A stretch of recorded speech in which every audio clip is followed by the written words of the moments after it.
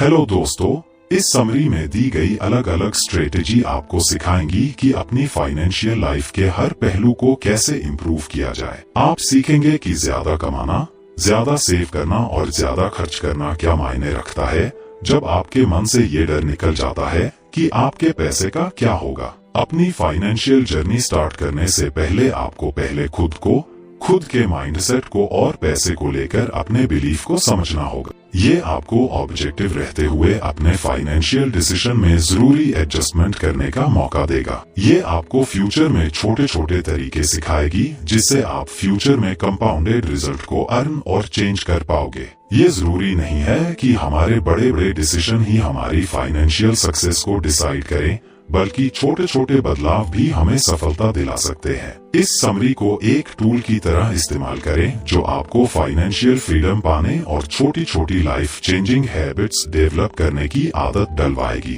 तो आज से ही पैसों को लेकर अपनी सोच में बदलाव लाएं। तो चलिए शुरू करते हैं इस शानदार जर्नी को। Chapter 1, why we are weird about money.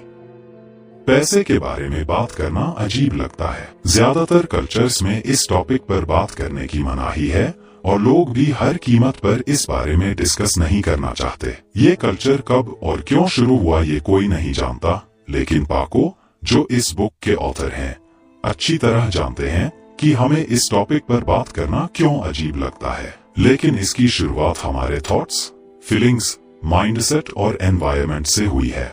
बचपन से ही आपने ये देखा होगा कि आपके पेरेंट्स कभी भी फैमिली के फाइनेंस के बारे में आपसे डिस्कस नहीं करते हैं। जब आप पैसे को लेकर कोई सवाल करते हो तो उनका जवाब होता है, सब ठीक है, तुम्हें चिंता करने की जरूरत नहीं है, या तुम ये सब समझने के लिए अभी छोटे हो। पेरेंट्स अपने बच्चों से ये जानकारी छुपा कर रखते हैं क्योंकि बच्चों से पैसों की बात करने का रिवाज नहीं है। लोगों को हमेशा यही कहा जाता है कि अपनी फाइनेंशियल प्रॉब्लम किसी से शेयर मत करो और सब कुछ अकेले ही संभालो। कई कारण हैं जिसके चलते लोगों को पैसे की बात करना अजीब लगता है। जिस माहौल में आप पले बड़े हो वो एक मेन फैक्टर है जो आपके फाइनेंशियल माइंडसेट और डिसीजन को अफेक्ट करता है। आपकी फैमिली आपको एक ऐसा फाइनेंशियल माइंडसेट देती है जो आप में बचपन से आना चाहिए था। जिन बच्चों को सिखाया जाता है कि पैसा बुरी चीज है, उनका रिश्ता पैसे के साथ हमेशा टॉक्सिक रहता है। आपके पेरेंट्स आपको जो सिखाते हैं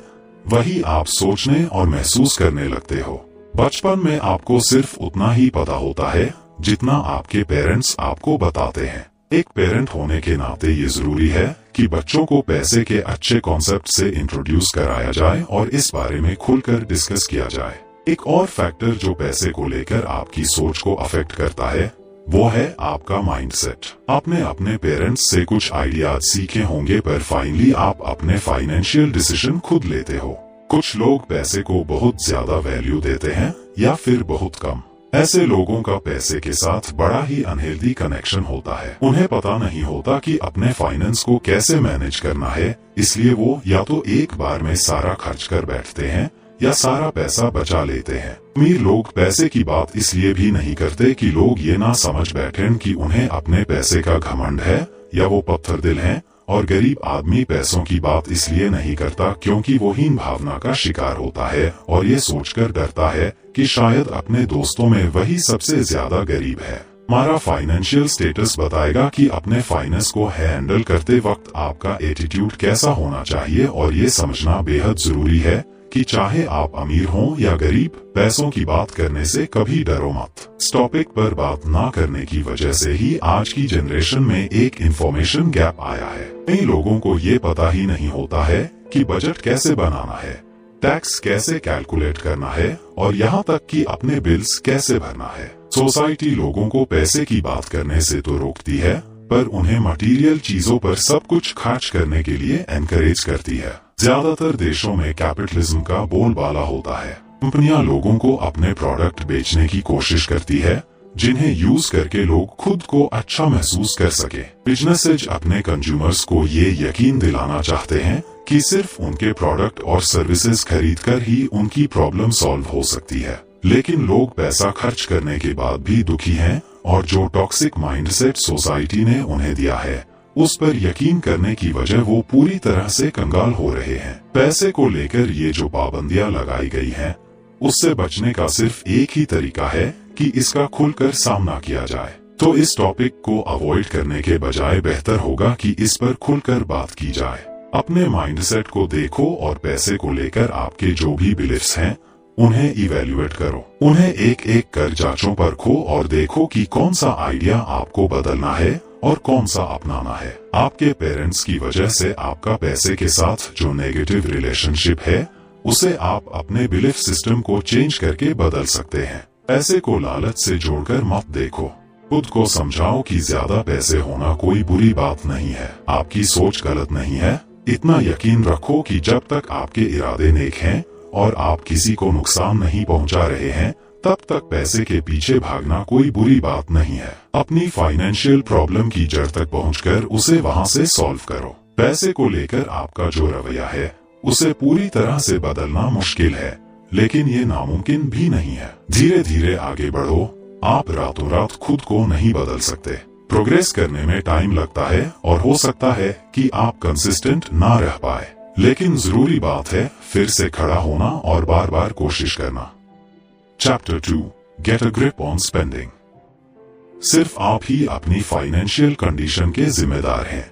आप पैसा कैसे खर्च करोगे ये आप खुद कंट्रोल कर सकते हो। बात जब खर्च करने की हो तो डिसिप्लिन का होना बेहद जरूरी है, क्योंकि अगर आपने इस बारे में जल्द से जल्द कुछ नहीं किया तो आगे चलकर आपके लिए प्रॉब्लम खड़ी हो सकती है। अगर अपने फाइनेंस पर आपका कंट्रोल नहीं है तो हो सकता है कि आप कर्ज में डूब जाए। इसलिए जरूरी है कि खुद को ही खुद से बचाया जाए, जिसके लिए आपको अपने खर्च करने की आदत के बारे में पता होना चाहिए। इस तरह आप अपने फंड्स को बेहतर तरीके से मैनेज कर पाएंगे और खुद को फाइनेंशियल तंगी में फंसने से बचा पाएंगे। कई लोग आदत से मजबूर होकर जितना हो सके उतना खर्च करते हैं, कई बार तो उससे ज्यादा भी, जिसका नतीजा ये होता है कि जितना उन्होंने मेहनत से कमाया होता है सब खर्च हो जाता है और फ्यूचर के लिए उनके पास कुछ भी नहीं बचता। खुद को बचाने के लिए पहला स्टेप ये है कि आप अपनी स्पेंडिंग हैबिट्स यानी खर्च करने की आदत को इवेल्युएट करें। क्या आपको जरूरत से खर्च करने की आदत है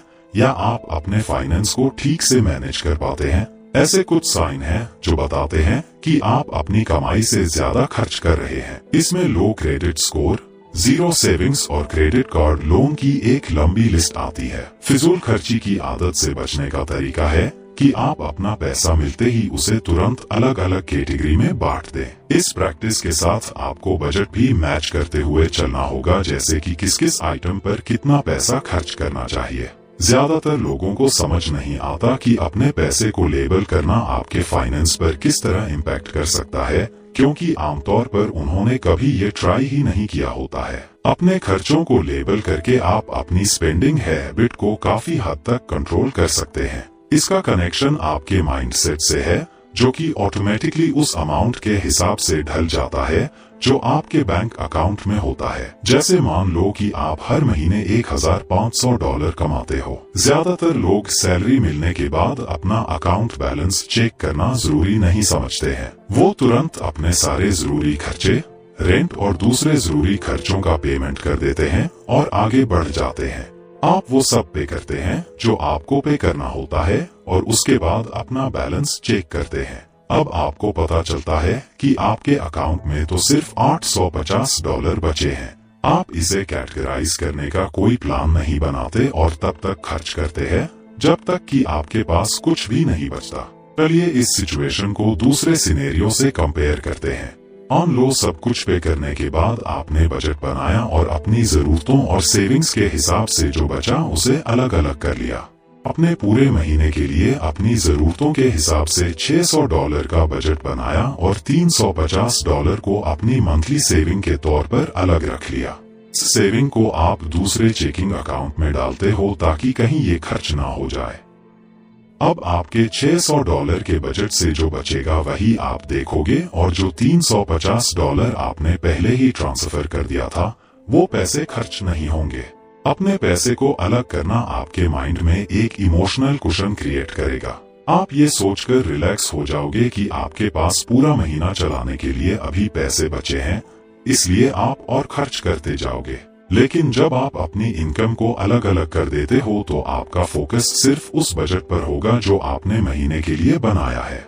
ये आपको एक सेंस ऑफ अर्जेंसी फील कराएगा और आप पैसे बचाने की कोशिश करेंगे। अपने पैसे को कैटेगरी में बांटने के दो तरीके हैं। या तो आप ऑनलाइन बैंकिंग यूज कर सकते हैं जो ऑटोमेटिकली हर महीने पैसा ट्रांसफर करेगा, या फिर आप खुद ये काम कर सकते हैं। इसमें आपका ज्यादा वक्त नहीं लगेगा, इसलिए हर महीने सिर्फ 5 मिनट का टाइम निकालकर आप ये काम कर सकते हैं। ऐसे और भी तरीके हैं जिनसे आप खुद को खुद से बचा सकते हैं। आप एक इमरजेंसी फंड बना सकते हैं जो उस वक्त काम आएगा जब आपके खर्चे बजट से ज्यादा होंगे। ये इमरजेंसी फंड इसलिए बनाया जाता है ताकि ये अनएक्सपेक्टेड खर्चों के वक्त काम आ सके। अपनी अलमारी में कुछ एक्स्ट्रा कैश रखें, या फिर अपने वॉन्ट्स बैंक अकाउंट में थोड़ा और फंड डालें, या फिर आप अपने बैंक अकाउंट को आपस में मिक्स करना अवॉइड कर सकते हैं। आप जब भी अपने दोस्तों या परिवार के साथ कहीं घूमने जाए तो अपना सेविंग्स ATM साथ ना रखें। जो फंड्स आप अलग रख रहे हो वो किसी कारण से ही रख रहे हो। साथ ही आप अपने गोल्स को देखने का तरीका चेंज करके भी खुद को बचा सकते हो। ये आपकी जर्नी का अंत नहीं है, बल्कि आपके लिए आगे बढ़ने की मोटिवेशन है। जो लोग अपने गोल्स को अपने जिंदा रहने के मकसद से जोड़कर देखते हैं वो हमेशा नाखुश रहते हैं। अपनी लाइफ से और अपने आप से खुश रहे और अपनी संतुष्टि को बूस्ट करने के लिए गोल्स सेट करें। Chapter 3 get good at earning money. पैसा कमाना उतना ही जरूरी है जितना पैसा बचाना, इसलिए आपको पैसा कमाना आना चाहिए ताकि आप अपने फ्यूचर के लिए ज्यादा से ज्यादा सेव और इन्वेस्ट कर सके। लेकिन ज्यादातर लोग पैसा कमाने पर उतना ध्यान नहीं देते क्योंकि उन्हें लगता है कि ये उनके हाथ में नहीं है। ये बात कुछ हद तक सही हो सकती है, पर आप कितना कमा सकते हैं ये डिसाइड करने की पावर आपके पास है। सब कुछ आपके माइंडसेट और आप किसी सिनेरियो को कैसे देखते हो इस बात पर डिपेंड करता है। बहुत से लोगों को कम इनकम को मैनेज करने में काफी स्ट्रगल करना पड़ता है। ऐसे लोगों को बजट बनाना चाहिए, एनुअल सैलरी को किसी तरह खींचतान कर काम चलाना चाहिए और पैसे बचाने की पूरी कोशिश करनी चाहिए। हालांकि ये उतना ही आसान है जितना कि ज्यादातर लोगों के लिए होता है। आपको अपनी बेसिक जरूरतों और महीने के बाकी खर्चों को ध्यान में रखना पड़ता है। इस बुक के ऑथर पाको डी लियोन के लिए कम इनकम कोई अनोखी बात नहीं है क्योंकि वो खुद पहले इस चीज से गुजर चुकी हैं। पाको ने एक बड़े फर्म में फाइनेंशियल असिस्टेंट के तौर पर शुरुआत की थी, लेकिन वो अपने उन क्लाइंट्स जितना नहीं कमा पाती थी जिनकी वो हेल्प करती थी। पाको की एनुअल सैलरी $36,000 थी और वो उन लोगों को फाइनेंशियल एडवाइस दे रही थी जो उनसे 3 गुना ज्यादा कमा रहे थे। पाको अपने खर्चों पर लगाम लगाने की पूरी कोशिश करती थी। उन्हें पता था कि एक असिस्टेंट बनकर वो ज्यादा पैसा नहीं कमा पाएगी, इसलिए उन्होंने अपनी लाइफ के दूसरे एरिया में सेव करना शुरू कर दिया। पाको रोजाना साइकिल चलाकर काम पर जाया करती थी और लंच और डिनर के लिए खाना घर पर ही बनाती थी। अपनी हैबिट्स में चेंज लाकर वो हफ्ते में करीब $80 सेव कर लेती थी। अगर आप इसे 4 हफ्तों से मल्टीप्लाई करें तो आप महीने में $320 बचा सकते हैं। लेकिन आप एक लिमिट तक ही अपने खर्चों में कटौती कर सकते हैं। आज नहीं तो कल एक ऐसा पॉइंट आता है जब अपने खर्चों पर पूरी तरह से लगाम लगाने के बावजूद आप कुछ खास बचा नहीं पाते हो। ऐसा आमतौर पर इसलिए होता है क्योंकि आपकी कमाई इतनी नहीं होती कि आप ज्यादा सेव कर पाओ। इससे आपके रोजमर्रा के खर्चे तो पूरे हो जाएंगे, लेकिन फ्यूचर में काम आने लायक पैसा आप नहीं बचा पाओगे। ऐसी मुश्किल सिचुएशन से बचने के लिए अच्छी कमाई करना भी जरूरी है। आपको सिर्फ अपने खर्चे कम करने पर फोकस नहीं करना चाहिए, बल्कि अपनी इनकम बढ़ाने के तरीके सोचने चाहिए। हो सकता है कि आपको अपनी वैल्यू का अंदाजा ना हो, इसलिए आप कम सैलरी में काम कर रहे हो। हो सकता है कि आपने अपनी काबिलियत कम आंकी हो, इसलिए अपना टाइम वेस्ट कर रहे हो। अपनी स्किल्स और सर्विसेज की करेक्ट वैल्यू निकालकर आप ज्यादा कमा सकते हैं। लेकिन एक बड़ी लिमिटेशन है आपकी कंपनी जो आपकी और आपकी काबिलियत की वैल्यू कम करके आंक रही है। जैसे कि हो सकता है कि आप एक अच्छे स्पीकर, राइटर या शहर के बेस्ट सेल्समैन हो, लेकिन फिर भी आप साल के सिर्फ $36,000 कमा रहे हो, जबकि सेम पोजीशन में दूसरे वर्कर्स को दूसरी कंपनी साल के $50,000 दे रही है, और वो भी मंथली बेनिफिट्स के साथ। इसे आप ऐसे देख सकते हैं कि आपकी करंट कंपनी आपसे कम पैसे में काम करवा रही है, इसलिए आपको तुरंत इसके खिलाफ कुछ करना होगा। दूसरों का इंतजार मत करो कि वो आपको नोटिस करेंगे और आपकी सैलरी बढ़ाएंगे। अपने हक की बात रखो और जो आप चाहते हो और डिजर्व करते हो वो खुलकर डिमांड करो। यहाँ बेस्ट केस सिनेरियो आपको एक कॉम्पिटिटिव ऑफर की तरफ ले जाएगा। हो सकता है कि आपकी कंपनी भी आपकी सैलरी में उतनी बढ़ोतरी कर दे जितना कि दूसरी कंपनी अपने वर्कर्स को दे रही है, यानी $50,000। ज्यादा से ज्यादा बुरे सिनेरियो में यह होगा कि आपकी डिमांड ठुकरा दी जाएगी, लेकिन आप तब भी $36,000 कमा रहे होंगे। इम्पोर्टेंट बात कोशिश करना, रिजेक्शन के डर से आपको अपने हक की लड़ाई नहीं छोड़नी चाहिए। अगर आपको ज्यादा कमाने और फ्यूचर के लिए सेव करने का मौका मिल रहा है, तो आपको खुद के लिए स्टैंड लेना पड़ेगा। दूसरे तरीके ढूंढे जिससे आपकी इनकम बढ़ सके। आज की जनरेशन इसके लिए जॉब चेंज करने से भी पीछे नहीं हटती। लोग एक कंपनी से दूसरी कंपनी चेंज करते हैं, और जो भी उन्हें हाईएस्ट सैलरी और बेनिफिट्स का ऑफर देती, तुरंत एक्सेप्ट कर लेते हैं।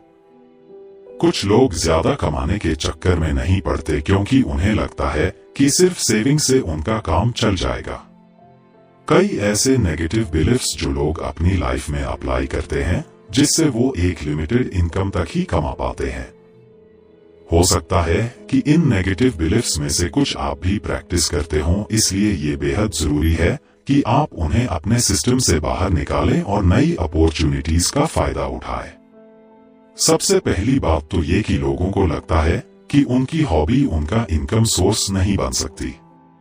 ज्यादातर लोग सोचते हैं कि अगर आपको कुछ करना पसंद है तो आप दूसरों को आपके टाइम और एनर्जी के लिए पे करने को नहीं बोल सकते।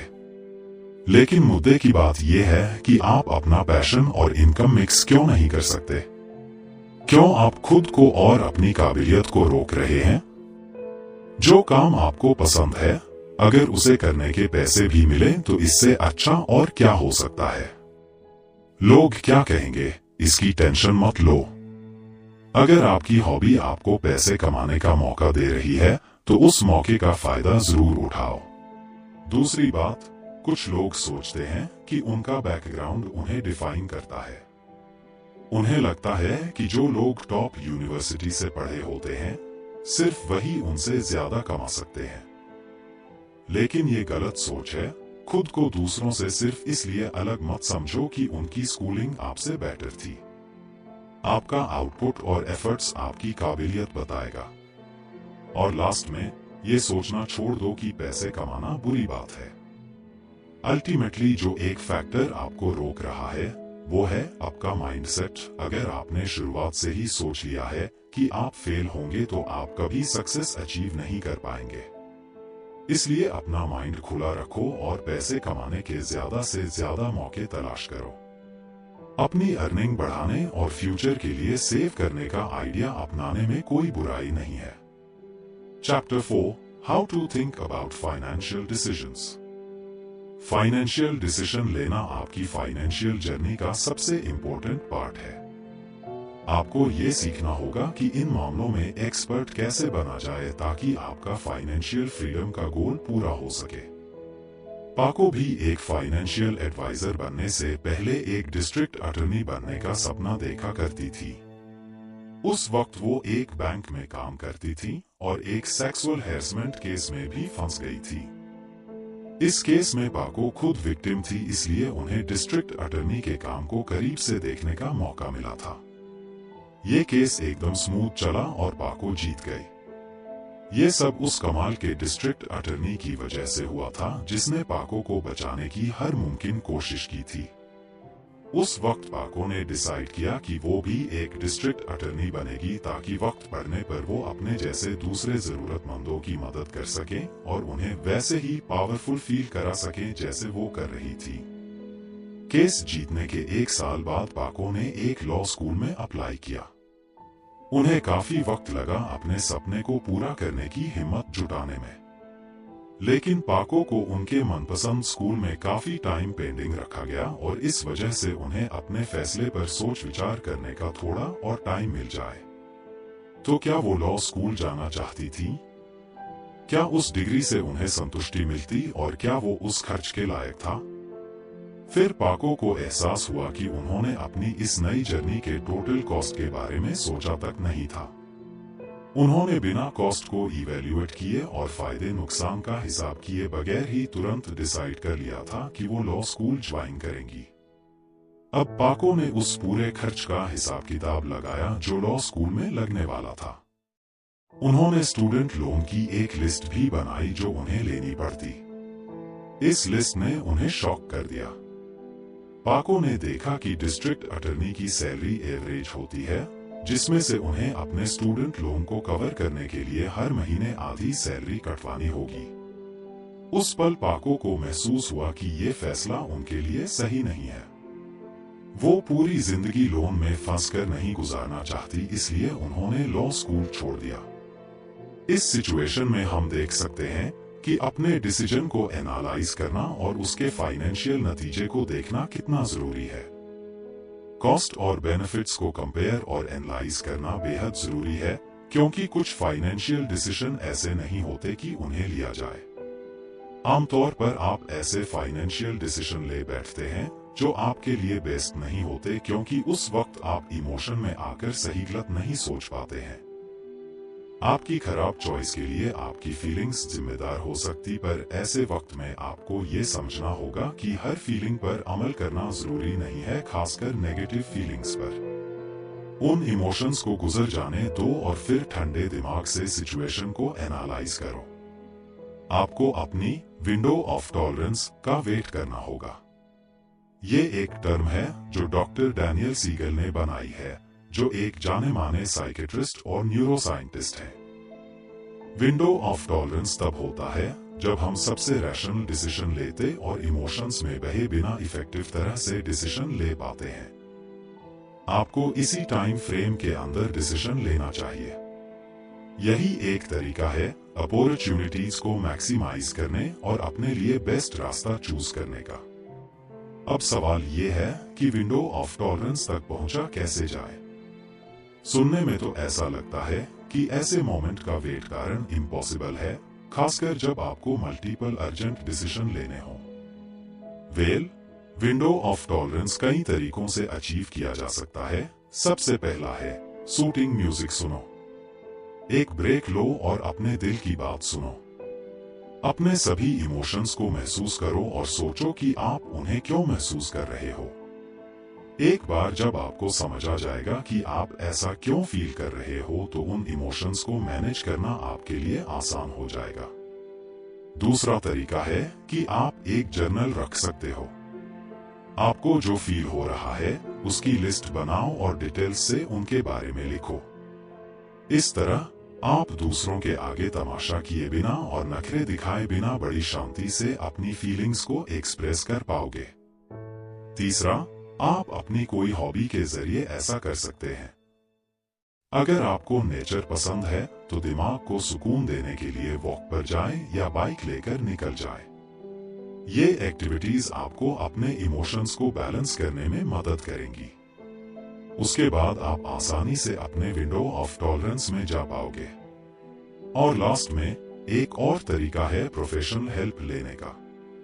एक थेरेपिस्ट की मदद लेना कोई शर्मिंदगी की बात नहीं है, बल्कि मदद मांगना बड़ी हिम्मत का काम है। एक थेरेपिस्ट आपको अपने इमोशंस को हैंडल करने के लिए लॉन्ग टर्म सॉल्यूशन दे सकता है। उसके बाद आप कुछ ही सेकंड में विंडो ऑफ टॉलरेंस तक आसानी से पहुंच पाओगे। फाइनेंशियल डिसीजन लेने का सबसे मुश्किल हिस्सा होता अपने इमोशंस को खुद पर हावी होने से रोकना। आप अभी इस वक्त जैसा फील कर रहे हैं, उसके हिसाब से आपका फ्यूचर डिसाइड नहीं होना चाहिए, बल्कि फ्यूचर इस बात पर बेस्ड होना चाहिए कि आपके लिए क्या सही है और क्या नहीं।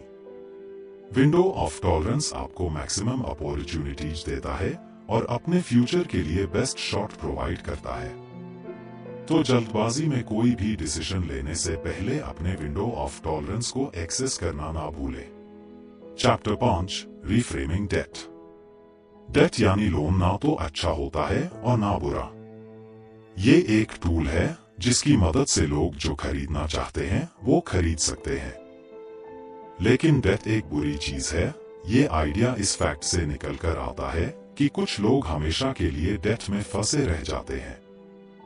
उन्हें इंटरेस्ट के तौर पर एक बड़ी रकम चुकानी पड़ती है जो अंत में उनका सारा कैश या सेविंग्स खत्म कर देती है। आप डेट के बारे में जैसे सोचोगे वैसे ही उसे यूज करोगे। कुछ लोग हर हाल में उधार लेने से बचते हैं, जबकि कुछ डेट को अपने फायदे के लिए इस्तेमाल करते हैं। डेट को आप कैसे देखते हो, इस चीज को रिफ्रेम करने से डेट आपको उन सारे मौकों का फायदा उठाने देगा जो इसके साथ आते हैं। डेट को लेकर अपनी सोच बदलो और अनलिमिटेड फायदों के बारे में सोचो जो डेट लेकर आपको मिल सकते हैं। डेट एक जरूरत है। दुनिया में ऐसा कोई इंसान नहीं होगा जिसने बिना डेट लिए फाइनेंशियल सक्सेस हासिल की हो। आपने अपना घर और गाड़ी डेट लेकर ही खरीदे होंगे। डेट लेकर आप पूरी कीमत एक बार में चुकाए बिना आराम से कुछ भी खरीद सकते हो। कई बार ये आपके लिए फायदे का सौदा साबित होता है, तो कई बार मुसीबत भी बन जाता है। ये सोचना छोड़ दो कि डेट आपका दुश्मन है। पहली चीज आपको ये करनी है कि आपके दिमाग में डेट की जो इमेज है उसे रिफ्रेम करो यानी बदलो। डेट को नेगेटिव नजरिए से देखना छोड़ दो। सोसाइटी ने हमें यही सिखाया है कि डेट बुरी और खतरनाक चीज है। अगर सोच समझकर यूज किया जाए तो ये आपके लिए फायदेमंद भी होती है। आपको कितना डेट लेना चाहिए ये सिर्फ आप डिसाइड करोगे, इसलिए आपको ये सीखना होगा कि इसे अच्छे से कैसे मैनेज किया जाए। यहाँ तक कि बड़े बड़े कॉरपोरेशन भी डेट लेते हैं। वो बॉन्ड्स इश्यू करके लोगों से उधार लेते हैं। बाकी डेट इंस्ट्रूमेंट की तरह उन्हें भी उधार लिए गए अमाउंट पर इंटरेस्ट चुकाना पड़ता है। लेकिन कॉरपोरेशंस अपने लोन को सबसे बेस्ट तरीके से यूज करते हैं, इसलिए वो इससे इनकम जनरेट कर पाते हैं और जो कमाते हैं उसके एक हिस्से को बॉन्ड होल्डर्स को इंटरेस्ट के तौर पर पे करते हैं। डेट एक चाबी है जिससे आप अपनी फाइनेंशियल फ्रीडम का ताला खोल सकते हैं। इसे एक एंटरप्रेन्योर की नजर से देखो और अपनी सक्सेस के लिए एक कैपिटल के तौर पर लो। डेट लेकर अपने मंथली खर्चे पूरे करना समझदारी नहीं है। आपको लोन उसी सूरत में लेना चाहिए जब आपके पास उसे कवर करने लायक रिसोर्सेज हों। दूसरों के सामने अपनी धाक जमाने के लिए डेट लेना पैसे और रिसोर्सेज की बर्बादी होती है। अगर आप इसे मौजमस्ती के लिए इस्तेमाल कर रहे हैं तो जल्द ही आप खुद को कर्जे में डूबा हुआ पाएंगे। डेट कई तरह के होते हैं। कुछ ऐसे होते हैं जिन्हें आप ले सकते हैं, तो कुछ से आपको पूरी तरह से दूर रहना चाहिए। डेट या तो सिक्योर्ड, अनसिक्योर्ड, रिवॉल्विंग या इंस्टॉलमेंट वाले हो सकते हैं। सिक्योर्ड डेट एक ऐसा डेट है जिसे एक एसेट से कवर किया जाता है।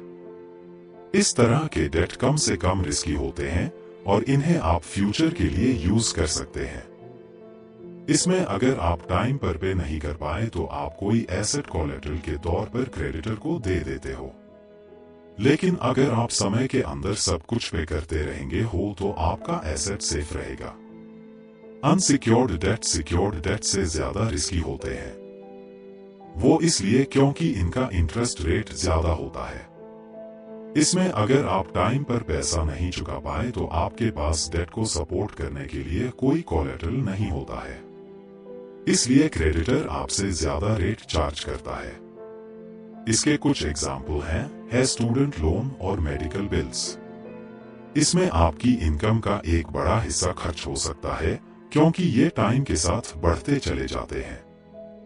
रिवॉल्विंग डेट में आप एक मैक्सिमम अमाउंट तक पैसा उधार ले सकते हो। इसमें आपको एक फिक्स डेट पर या एक फिक्स्ड इंटरेस्ट रेट पर पे करने की जरूरत नहीं पड़ती। कुछ क्रेडिट कार्ड रिवॉल्विंग डेट की तरह होते हैं। इसमें आप उतना ही उधार ले सकते हैं जितना कंपनी आपको लेने देती है, और वे आपसे आपके द्वारा यूज किया जाने वाला अमाउंट और पेमेंट करने में लगने वाले समय के अनुसार पैसा चार्ज करते हैं। इंस्टॉलमेंट रिवॉल्विंग के मुकाबले ज्यादा सिक्योर ऑप्शन है। इस टाइप का डेट आपके लोन को छोटे छोटे अमाउंट में डिवाइड कर देता है और आपको बताए गए डेट के हिसाब से पे करना होता है। इसे एनुअल, मंथली या बामंथली पेमेंट में बांटा जा सकता है। इसमें आपको एक तय किया गया इंटरेस्ट रेट देना होता है, इसलिए आपको इंटरेस्ट रेट के फ्लक्चुएशन यानी उतार चढ़ाव के बारे में चिंता करने की जरूरत नहीं होगी। डेट तब अच्छा होता है जब आप इसे सही तरीके से यूज करें। फाइनेंशियल सक्सेस की जर्नी में आपको कम से कम एक बार पैसा उधार लेने की जरूरत जरूर पड़ेगी, लेकिन आपको वो पूरा इंटरेस्ट और कॉस्ट कैलकुलेट करना होगा जो आपको लगता है कि आपको चुकाना पड़ सकता है, और फिर खुद डिसाइड करना होगा कि ये फाइनेंशियल रिस्क लेने लायक है या नहीं। Chapter 6, how to think about investing. Investing financial success का सबसे चैलेंजिंग पार्ट है, इसलिए नहीं कि ये नेचुरली कॉम्प्लेक्स है, बल्कि इसलिए क्योंकि इसमें नॉलेज और स्ट्रेटेजी की जरूरत होती है। बात जब इन्वेस्टिंग की आती है तो बहुत से लोग बीच में ही अपनी फाइनेंशियल जर्नी छोड़ देते हैं। उन्हें लगता है कि अपने पैसे को सेव करने, उसे खर्च करने और बजट बनाने की जानकारी होना पूरी जिंदगी के लिए काफी है। लेकिन आपको पता होना चाहिए कि पैसा इन्वेस्ट करने के बजाय बैंक में रखना ज्यादा रिस्की है। बात जब सेविंग की आती है तो आपका नंबर 1 दुश्मन है इन्फ्लेशन यानी महंगाई, जिसके चलते लंबे टाइम तक किसी भी चीज को खरीदना मुश्किल हो जाता है और आपके बैंक अकाउंट में रखे पैसे की वैल्यू घटती चली जाती है। इन्फ्लेशन आमतौर पर वो चीज है जो इकोनॉमी को आगे बढ़ाती है, पर साथ ही आपके पैसे की वैल्यू भी कम कर देती है। कई सालों तक पैसा जमा करके रखने से आपका पैसा सेव होने के बजाय और ज्यादा वैल्यू खो देता है। आप इस बात को कुछ इस तरह समझ सकते हैं। पुराने जमाने में लोग एक पैसे से बहुत सारा सामान खरीद लेते थे, जैसे कि आप एक न्यूज़पेपर खरीद सकते थे, मीलों दूर की यात्रा कर सकते थे, यहाँ तक कि 5 कैंडी भी खरीद सकते थे। लेकिन धीरे धीरे एक पैसे की कीमत घटने लगी और आज एक पैसे की कोई वैल्यू नहीं रह गई है। बहुत से लोग तो अपने पैसे को या तो फेंक देते हैं या किसी को दे देते हैं, क्योंकि उन्हें रखना भी एक झंझट है। महंगाई की वजह से पैसे की वैल्यू घट गई है। महंगाई ने हर चीज की कीमत को बढ़ा दिया है। यही वजह है कि लोग आज एक पैसे में कुछ भी नहीं खरीद सकते हैं।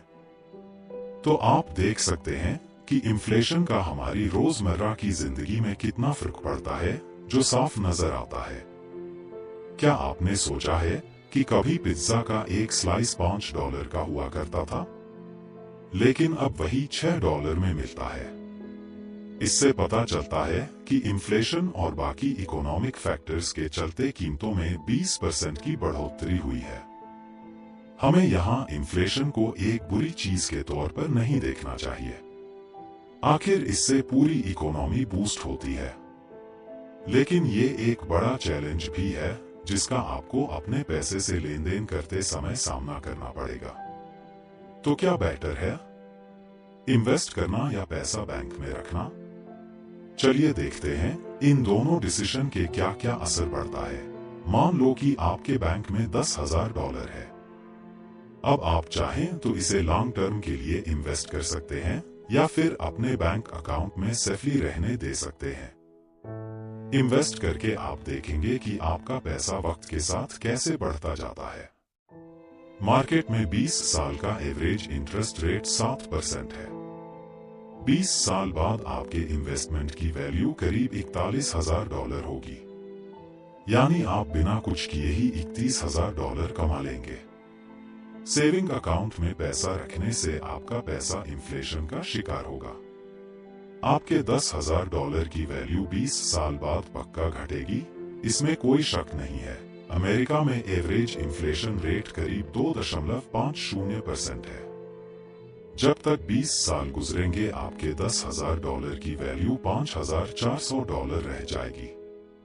यानी उस पैसे को इन्वेस्ट ना करने से आपको सीधे सीधे $4,600 का घाटा हो जाएगा। इन्वेस्टिंग करने के दौरान इन्फ्लेशन की जानकारी होना और ये समझना कि ये आपके पैसे को कैसे अफेक्ट करता है बेहद जरूरी है। ये आपकी फाइनेंशियल जर्नी का ना सिर्फ एक अहम हिस्सा है, बल्कि आपके पैसे और उसकी वैल्यू को बचाए रखने के लिए बेहद जरूरी चीज है। इन्वेस्टिंग एक इजी कॉन्सेप्ट है जो आपको तभी अच्छे से समझ में आएगा जब आप इसके बारे में पढ़ेंगे और स्टडी करते रहेंगे। ये अनकॉमन है, इसलिए डरे नहीं। इन्वेस्टिंग को एक मौके की तरह देखें जो आपको कुछ नया सीखने और पैसे कमाने का मौका दे रहा है। ये वो 5 बहाने हैं जो लोग इन्वेस्टिंग से बचने के लिए बनाते हैं। सबसे पहला, लोग खुद को ये यकीन दिलाते हैं कि इन्वेस्टिंग तो सिर्फ अमीरों के लिए है। लेकिन अमीर लोग इसलिए अमीर बने हैं क्योंकि उन्हें इन्वेस्टिंग करना आता है। इसलिए आपको भी ये सीखना चाहिए। आप कभी भी शुरुआत कर सकते हो। मॉडर्न टेक्नोलॉजी की मदद से आप कई तरह के इन्वेस्टिंग प्लेटफॉर्म्स को ऑनलाइन एक्सेस कर सकते हो। आपको बस एक अकाउंट बनाना है और ज्वाइन करना है। दूसरी चीज, लोग अपने दिल को ये कहकर तसल्ली देते हैं कि उनके पास इन्वेस्ट करने लायक पैसे नहीं है। लेकिन काफी पैसा ना होने जैसी कोई चीज नहीं होती। आप $25 से भी इन्वेस्ट करना शुरू कर सकते हो। आप मंथली कोई भी अमाउंट डाल सकते हो और फिर देखो आपका पैसा कैसे धीरे धीरे ग्रो करता है। ये तो आप देख ही चुके हो कि आपका पैसा जब बैंक में पड़ा रहता है तो महंगाई से कैसे आपकी सेविंग की वैल्यू घटती रहती है। बेशक ये सच है कि इन्वेस्टिंग एक रिस्क है जहां आपका पैसा डूब सकता है, लेकिन बैंक में रखने से इसके डूबने के पक्के चांसेस हैं। इसलिए चांस लेते हुए सेफ तरीके से इन्वेस्ट करने के तरीके सीखो। कुछ लोग लास्ट मिनट तक भी इन्वेस्टिंग से बचने की कोशिश करते हैं। आपको शायद लगता होगा कि अभी इन्वेस्टिंग के लिए कई साल पड़े हैं, इसलिए आप अपना पैसा अपने पास रखते हो। लेकिन ये भी सच है कि जो मौके और रिटर्न आपने इस दौरान गंवाए हैं वो आपको फिर नहीं मिलेंगे, और लास्ट में आपके पास ना तो टाइम होगा और ना ही इन्वेस्ट करने लायक पैसा। इसके अलावा लोग हमेशा बाद में ये सोचकर पछताते हैं कि उन्होंने जल्दी शुरुआत क्यों नहीं की। अंत में हम कहना चाहेंगे कि इन्वेस्ट करने का कोई परफेक्ट टाइम नहीं है। किसी खास मोमेंट का इंतजार ना करें, क्योंकि ऐसा कोई मौका आएगा ही नहीं। इसलिए जल्द से जल्द इन्वेस्टिंग की शुरुआत करें।